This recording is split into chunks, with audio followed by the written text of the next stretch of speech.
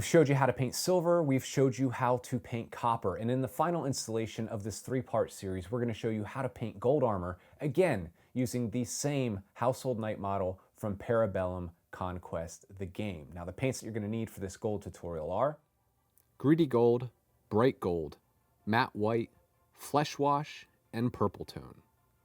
We're going to apply some of that greedy gold to our wet palette. This is going to help to keep those metal flakes moving around in there nice and loose so we can provide good, even, and smooth coverage across all of the areas that we're going to be painting gold on this model. Once you've loaded up your brush, you're going to take a look at the model and just pick out the colors that you want to be painted gold. We've already painted silver and copper if you followed along, so I think I'm going to apply some gold right here to the shield, to the crest of our knight's helmet, and some of the filigree, the ornation on his chest piece, and this little piece here on the lance. And of course, he's got this nice little moon-shaped piece of jewelry, like a necklace, I'm not sure what you call this, hanging off the back and down his cloak. Maybe his sweetheart back at the castle gave this to him for, to wish him luck while he's battling all kinds of baddies out there in the Bellum Conquest world. So we've thinned down our paints. We're going to apply 2 very thin coats of this greedy gold over top of the silver armor that we've already painted.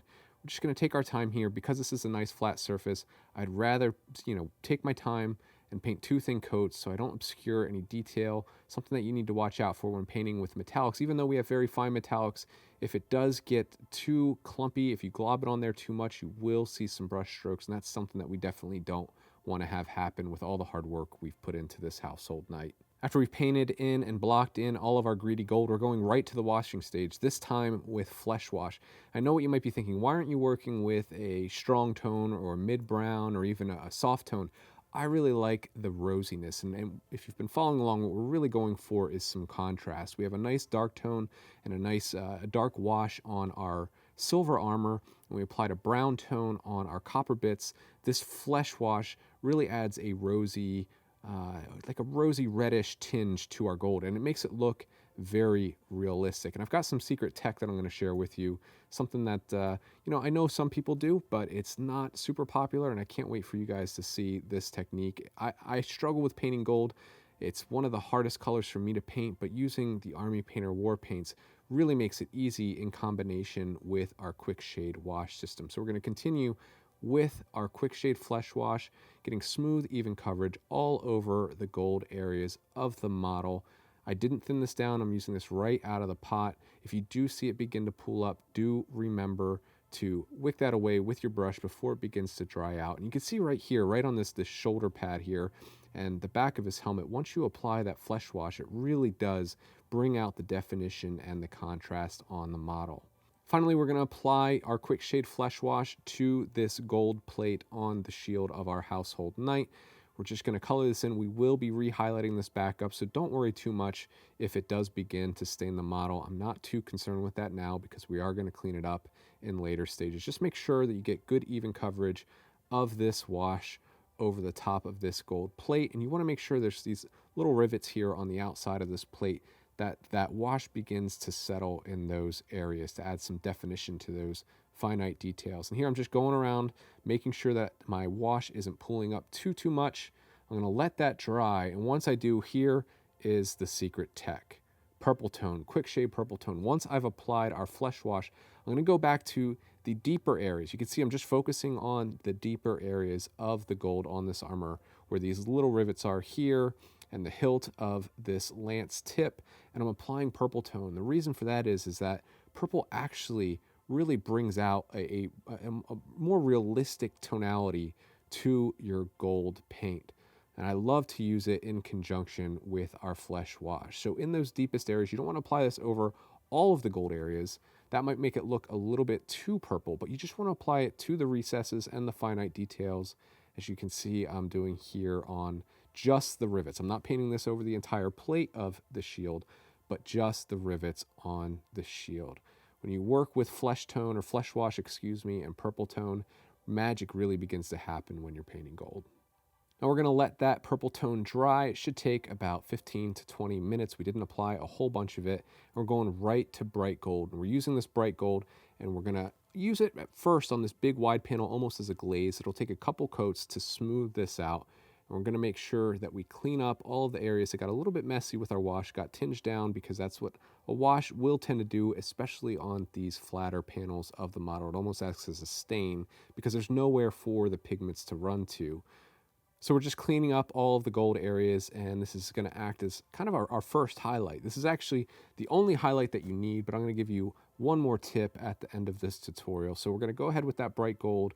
We're going to leave some of the greedy gold left. We're not going to paint over all of the greedy gold. We're just focusing on the uppermost areas and edges on the model with this bright gold. This is a very bright and brilliant gold, and it wouldn't be a how to paint gold armor tutorial without using it. And you may be asking, why am I not adding a first highlight with greedy gold? That's because I don't think that you need to in this step. Because golder pigments and golder metallics tend to be just a touch weaker than their silver counterparts, you can almost treat these as a glaze when you are working them over top. You can feather those brighter shades into the darker shades of the model. I'm just going to use the tip of the brush here. I am using our character brush. Then I'm going to go ahead and pick out the feathers on the crown of our model, just finding those higher areas, those raised areas, leaving that greedy gold and the wash in the recesses. I'm just picking out the details. Right now I'm just coloring inside the lines. My paint is very thin. I'm using a fine-tipped brush. I'm going to go ahead and highlight that moon there, that crescent-shaped moon from our household knight's sweetheart back home at the castle. And finally, I'm going to apply an edge highlight to the crease of the shield here and around the rest of this plate, just using the edge of the brush to pull out that detail. Now here's some secret tech. You can mix regular paints with your metallics, and I oftentimes when I'm painting gold like to mix in about 1 drop white to about 2 to 3 drops gold to bring out that final highlight. Now I'm being more conservative with this highlight.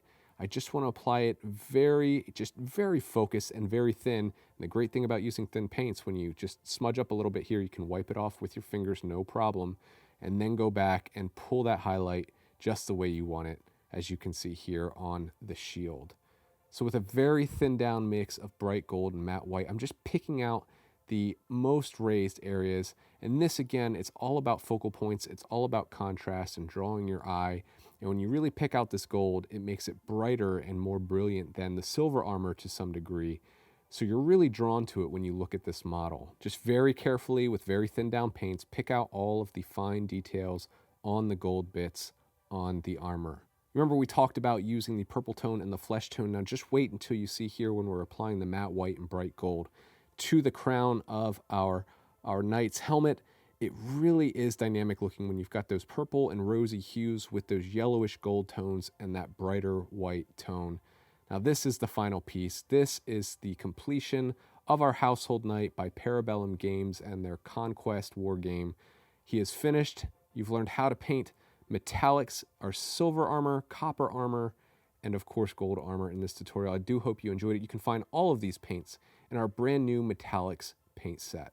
And that concludes the final installment in our 3-part series, How to Paint Metallic Armor. Remember that you could find all of these paints inside the brand new Metallics paint set, which will be available real soon in store at your friendly local game store at www.thearmypainter.com or from your favorite online retailer such as Amazon. I hope you enjoyed painting up this household knight from Bellum's Conquest as much as I enjoyed painting it for you. Remember that the magic in miniature painting is that it can be as simple or as challenging as you want it to be, but with the right techniques, you're sure to achieve some great results. Thanks again, and we'll see you next time.